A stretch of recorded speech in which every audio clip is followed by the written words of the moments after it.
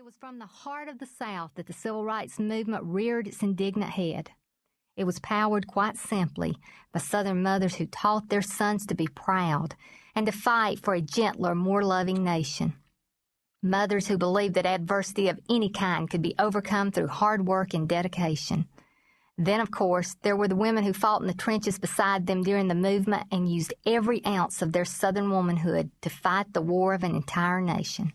Whether we are the descendants of plantation owners, farmers, slaves, moonshiners, tenant farmers, craftsmen, riverboat captains, or mercantile owners, we are the daughters of the South, the embodiment of moxie, determination, and tender femininity.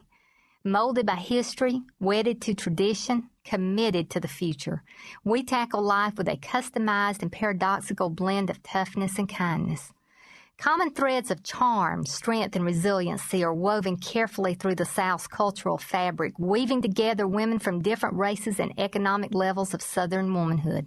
From the Appalachian women, often strangers to common luxuries, to freed slaves whose great-granddaughters became civil rights activists, to the millions of middle-class women who successfully bridged the gaps between home, family, and career, Southern women brazenly attack the storms of life. With unique style, they wear the battle armor of a soldier while maintaining the soft, virginal heart of an ingenue.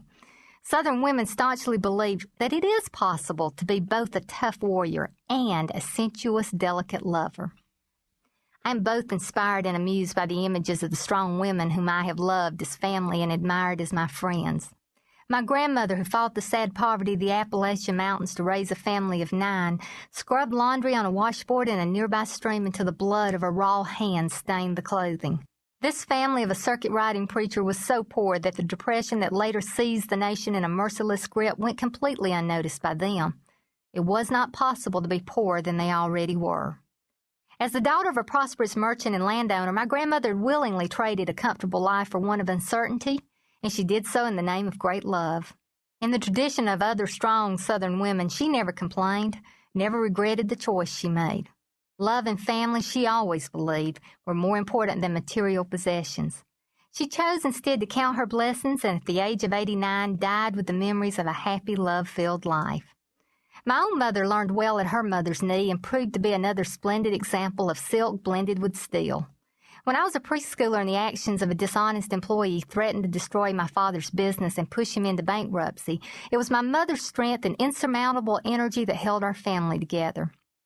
The employee, using my father's name, amassed a huge debt to one of Dad's business suppliers and then skipped town. Daddy owned an automotive repair business, and the employee, no more than a runner who picked up parts at supply stores and made deliveries, used his position to charge many thousands of dollars worth of merchandise to Daddy's in-store accounts. He left my daddy owing more money than he could make in 2 years. With an uncompromising sense of integrity, my daddy refused to file bankruptcy and promised the supplier that somehow, some way, the debt would be completely repaid. Mama, shielded from the workplace by 3 decades of marriage, immediately rose to the occasion. She had no formal education or training, but was a talented dressmaker. For 3 years, she labored uncomplainingly in a hot, labor-intensive sewing plant, happy for the money that paid the mortgage and other bills and enabled Daddy to pay off the ill-begotten debt.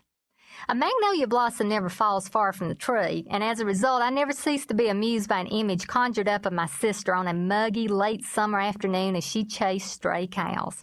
Cattle which escape from a pasture through ingenious means are a horror to their owners because they can cause serious car accidents or disappear forever. In other words, when the cows are out, it's an emergency. That day when the SOS filtered through the family that several cows had escaped from Daddy's pasture, one by one we converged at my parents' home from our various jobs and schools to help round up the wayward livestock. My sister, upon receiving the call, had thrown down the telephone and dashed out of her office, calling over her shoulder to her employees that she was leaving as she darted out the back door. I will carry in my mind forever the image of my exquisitely coiffed sister in an expensive, bright yellow designer suit, chasing cattle through briar patches and waist-high grass, stopping only momentarily by the creek before pulling up her skirt above her knees and wading across. It should be properly noted here that Southern women always have a pair of flats available for such emergencies when our usual beloved high heels just won't do. Of course, sisterly rivalry runs strong and sometimes irresponsibly rampant in my family. So not to be outdone, I went up to